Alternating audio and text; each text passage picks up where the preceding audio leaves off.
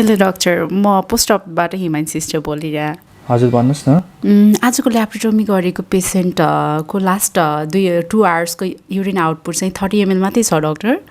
ए हो, अनि बिपी कति छ? 100/60। 100/60। हजुर। हार्ट रेट कति छ उहाँको? 110 to 120 चलिरहेछ। ल ठिक छ। अनि ड्रेनमा कति छ भन्नुहोस् त? ड्रेनमा चाहिँ एकैछिन ल डाक्टर, मैले हेरेको छैन, म हेरेर भन्छु ल। स्नेहा, 302 को ड्रेनमा कति छ हेर त? 120 ml डाक्टर। ल ठिक छ। अहिलेलाई चाहिँ 500 ml NS बोलस दिनुहोस् ओभर 30 मिनट्स। हजुर। 30 मिनट्सको लागि चाहिँ युरिन आउटपुट कति हुन्छ भनेर मोनिटर गर्नुहोस्। हजुर। यदि इम्प्रुभ भयो भने ठिक छ, यदि इम्प्रुभ भएन भने चाहिँ फेरि हाफ एन आवरमा कल गर्नुहोस् न है। Okay doctor, good night. Okay हस्, गुड नाइट।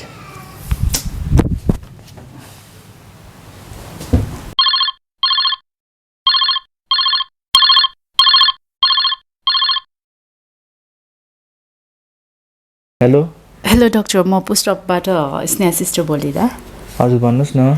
आज उमाकान्त चौधरीजी हुनुहुन्छ नि, आज हामीले ल्याब कोली गरेको। उहाँलाई चाहिँ 101 फिभर आइरहेछ।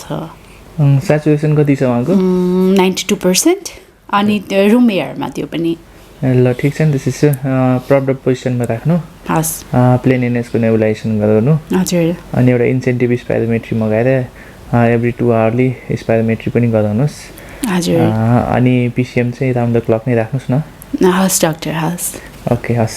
हस्, good night. Good night.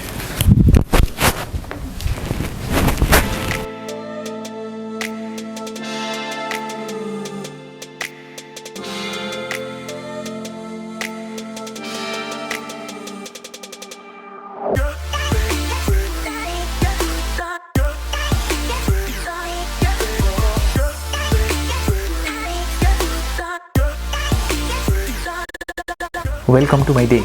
For those who don't know me, I'm a second year general surgery resident in Nepal Medicity Hospital. मेरो नाइट कस्तो ट्रबलसम हुन्छ भनेर त हेरिसक्नुभयो है, but the purpose of this video is to take you through the journey of my day. Basically यो जुनसुकै ट्रेनीहरू residency प्रोग्राममा आउनुहुन्छ सबैसँग म्याच खान्छ, इन्डिभिजुअल भेरिएसन चाहिँ सबैमा आउनसक्छ। बेसिकली तर प्याटर्न भनेको चाहिँ यही नै हुन्छ। So let's move on to the journey.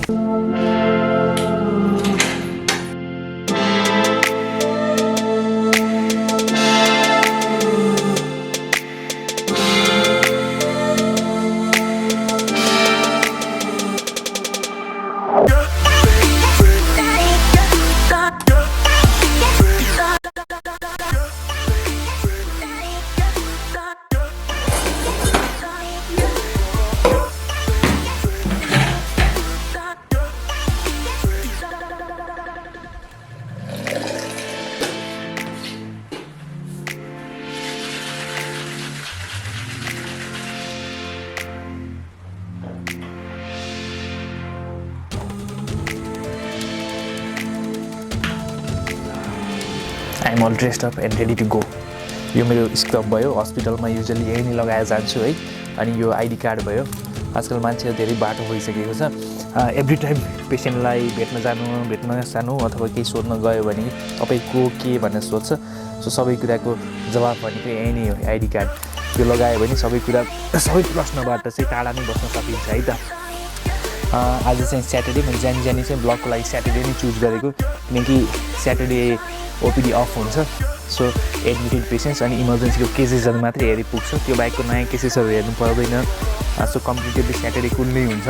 Saturday duty गर्नु रमाइलो त होइन, बट एटलिस्ट विकेन्डमा अफ भयो भने केही साथीहरूसँग घुम्ने रमाइलो गर्ने भन्ने हुन्थ्यो। बट त्यो चाहिँ I'm not lucky enough in this Saturday है। मेबी नेक्स्ट स्याटरडे अफ हुन्छ अनि घुम्न जाउँला है। सो आज चाहिँ हजुरलाई म हस्पिटल लिएर जान्छु।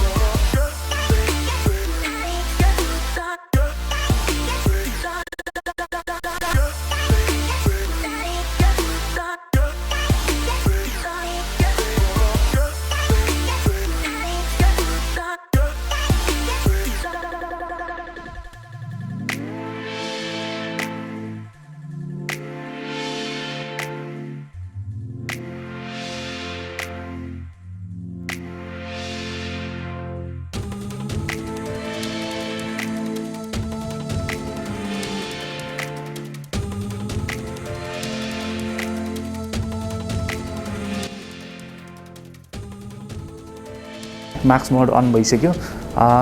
मेरो आजको ड्युटी अथवा रेस्पोन्सिबिलिटिज के हो भनेर एकपटक म हजुरहरूलाई भनिदिन्छु है त।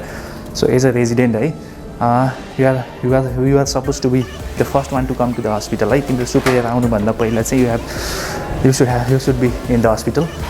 24 आवर्समा पेसेन्टहरूको कुनै नयाँ इभेन्ट्सहरू भएको छ कि छैन, नयाँ इस्युहरू केही छ कि छैन, अनि के भन्छ त्यो इस्युहरू एड्रेस भएको छ कि छैन, पेसेन्ट कहाँ छ, कुन अवस्थामा छ, कुन ट्रिटमेन्ट पाइरहेको छ भन्ने कुरा चाहिँ यसको बारेमा चाहिँ सबै अवेर भइसकेको हुनुपर्छ है।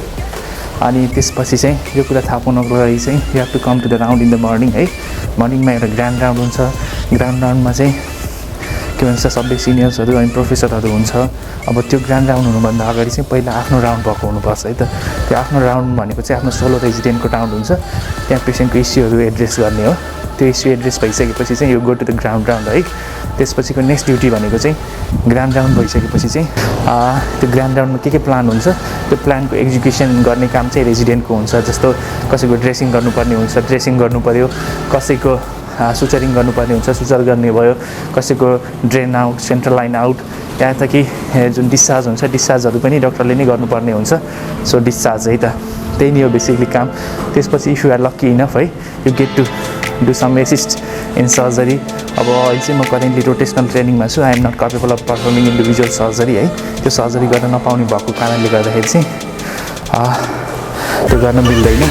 त्यसपछि इभिनिङ राउन्ड त्यही नै हो। Okay I will see you there.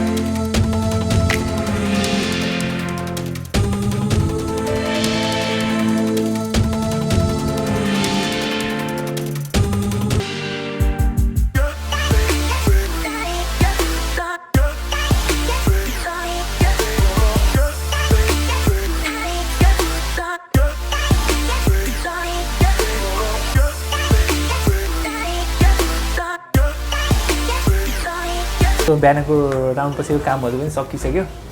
वार्डको फ्यु ड्रेसिङहरू थियो, ड्रेसिङ गरियो है। अनि के भन्छ डिस्चार्जेसहरू थियो, फ्यु डिस्चार्जेसहरू गऱ्यो। आशिष भाइ थियो, हेल्प गर्यो। सो छिटो काम सकियो। अहिले कति 2 बजिसकेको छ। We are here for the lunch है। लन्च घरबाटै प्याक गरेर ल्याउँछु। यहाँ 3टा बक्स छ, के छ देखाउँदैन। त्यही दाल भात तरकारी नै हो। के भन्छ दाल भात पावर 24 आवर्स भन्छ नि त्यही हो। अब यही खाउँ। भर्खरै लन्च भइसक्यो है। लन्च खाएर भर्खरै लन्च खाँदाखेरि फोन आएको थियो माथि कोभिड वार्डबाट। One of our patient has back pain. So covid वार्डमा गएर त्यो पेसेन्ट हेर्नुपर्ने भयो। त्यो पेसेन्ट हेर्छु। कोभिड वार्ड पनि देखाउनु मिल्यो भने म हल्का देखाउँछु है त। युजली क्यामेरा अलाउ छैन। लेट मी सी के गर्न सकिन्छ है। जति गर्न मिल्छ त्यति चाहिँ म देखाउँछु हजुरलाई।